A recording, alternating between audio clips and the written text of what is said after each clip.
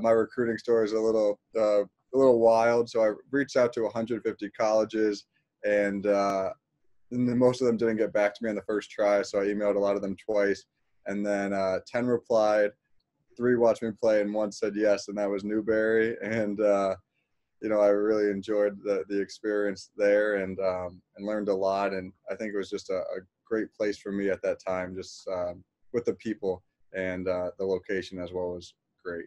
I love Newbury. I think we call it a small school with a big heart, and just the ability to be involved with so many things on campus was awesome.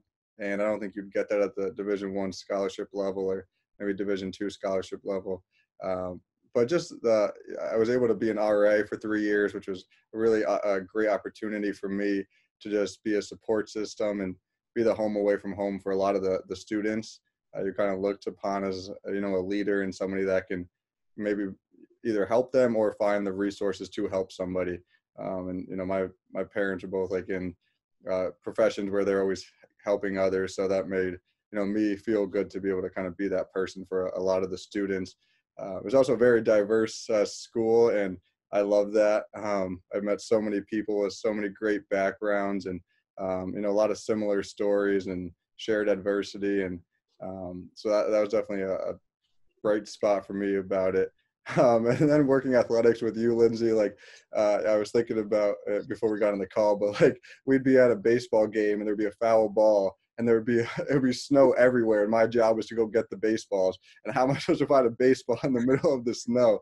But I think I only lost like 2 or 3 of them, but that was interesting. And then soccer games when I was the ball boy. So of course I got the side with the fence, and there's a fence, and then there's a huge hill, and then the ball would go over. I have to jump the fence and run down the hill and go get it. So I mean, I enjoyed it. Like I love climbing stuff, and like Ninja Warrior stuff. Like I'm all into that. So it was fine. But those are a few of the fun memories I was thinking about with athletics. But also just the SID work that you do, and the communication that a 2-person staff had to have. Like I was, the spotter, or whatever you call it, for volleyball and basketball. I probably did a very bad job, but it was just cool to learn the level of preparation that went into that, and the communication that you and I had to be on to be successful in that role. So it was really eye-opening for me to just be in athletics and be around coaches that I wanted to learn from. So I'm very grateful for it. I think we probably all had somebody kind of in our corner. And there was luckily for me, I had a lot of people. Instantly being involved with athletics, Lindsay was always, had my back, and it kept me involved as well. So that was always good. And then we had a really good academic advisor named Roz, who was the mom away from home, and everybody loves her. I still talk to her to this day, and getting her to kind of step in and just be somebody I could talk to and help me stay organized. And I think that the one thing she really emphasized to me is, like, if you prioritize the things that you need to get done, you'll be able to get them done. But if you're trying to do 5, 6 things, it's probably going to be difficult. So I think narrowing down what I really needed to do in terms of a student athlete, school first, then the basketball, and then all the other stuff I wanted to be involved with, that was really important. Just to let them know, like, they're not alone. You're not, and it's okay to ask for help and be vulnerable.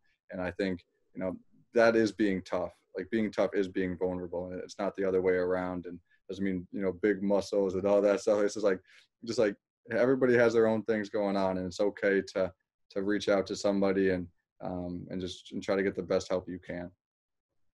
My love of learning about teams and what goes into a championship culture started while being at Newbury, having the resources of the Boston University and Boston College and Harvard and Tufts and Northeastern, just all those great schools. They were welcoming to me, allowed me to go to practice or work at camp, attend a game, things like that. So I just picked the brains of a lot of people. I love being a sponge and to learn and learn from some of the top teams in the country.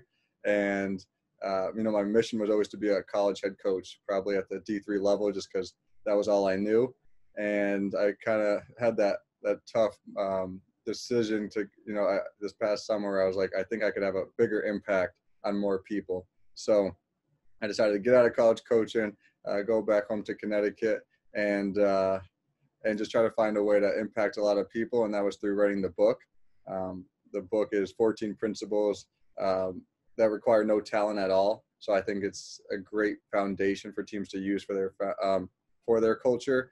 And I'm excited to see the impact it has. I just had my first team book order for a women's lacrosse team that wants to read it, or they read it and they really liked it. So now they're going to be reading it as a team and then leave a message for once they graduate and give it to a freshman, incoming freshman. So that was a pretty special moment when that happened yesterday. So.